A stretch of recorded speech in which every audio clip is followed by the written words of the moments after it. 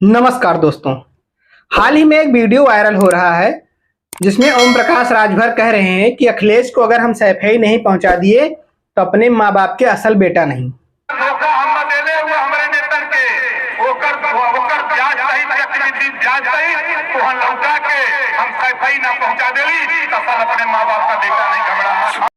घोसी के एक उपचुनाव कार्यक्रम में पहुंचे ओम प्रकाश राजभर, जो अभी हाल ही में सपा को छोड़ करके बीजेपी में शामिल हुए हैं और ये दावा कर रहे हैं कि अगर इस बार मैं उनको सैफई नहीं पहुंचा दिया तो मैं अपने माँ बाप का असल बेटा नहीं।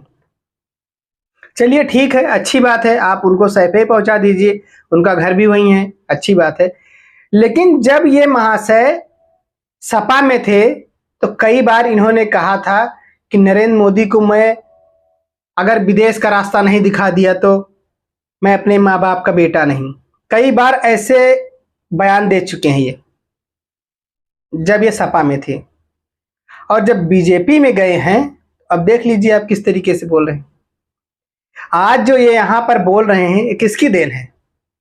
समाज में अगर इनको कोई जानने वाला है तो किसकी देन है, जिसको आज ये बोल रहे हैं?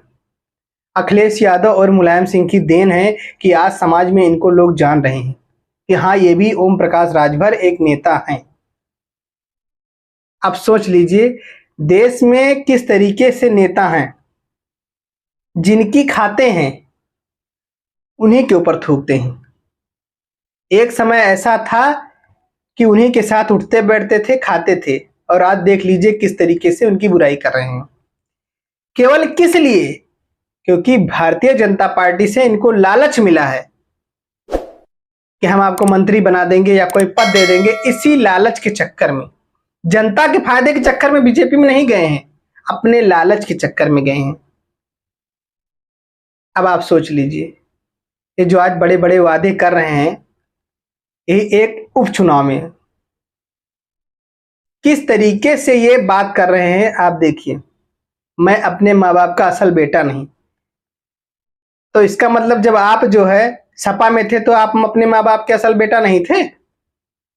अब जब से आप भाजपा में शामिल हो गए हैं तब से अपने माँ बाप को ज्यादा याद आ रही है आपको।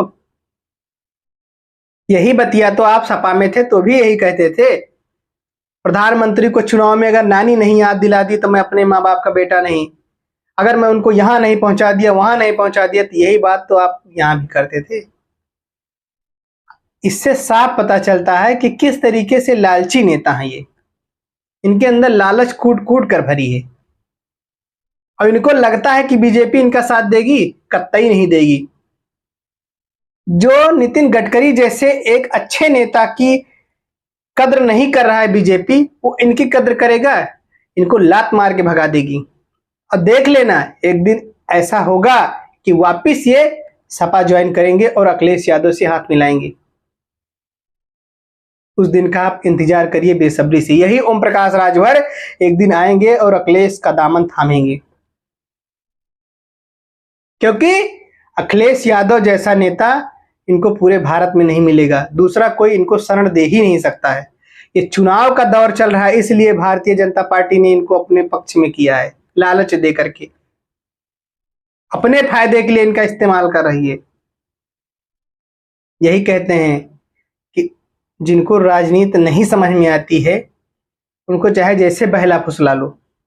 भारतीय जनता पार्टी ने इनके साथ वैसा ही किया है। इनको लालच क्या दे दिया, ये पूरा इनको आसमान में चढ़ा दिया है। लेकिन जब इनको आसमान से ढकेलेगी तब सिर्फ इनको अखिलेश यादव ही नजर आएंगे, क्योंकि उन्हीं की देन की वजह से आज ये बोल रहे हैं।